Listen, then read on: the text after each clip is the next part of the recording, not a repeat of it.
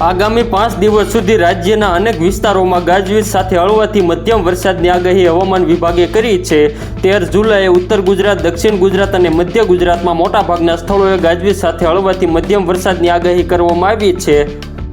તેમાં સૌરાષ્ટ્ર કચ્છમાં ઘણા સ્થળોએ ગાજવીજ સાથે હળવાથી મધ્યમ વરસાદની આગાહી છે। 14 તારીખે પણ ઉત્તર ગુજરાત, દક્ષિણ ગુજરાત અને મધ્ય ગુજરાતમાં મોટાભાગના સ્થળોએ ગાજવીજ સાથે હળવાથી મધ્યમ વરસાદની આગાહી તેમજ સૌરાષ્ટ્ર કચ્છમાં ઘણા સ્થળોએ ગાજવીજ સાથે હળવાથી મધ્યમ વરસાદની આગાહી છે।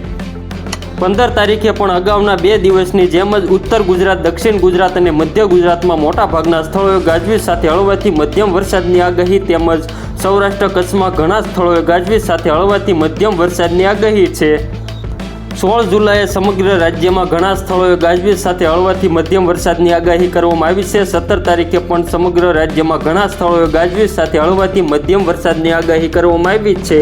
18 તારીખે પણ સમગ્ર રાજ્યમાં ઘણા સ્થળોએ ગાજવીજ સાથે હળવાથી મધ્યમ વરસાદની આગાહી છે।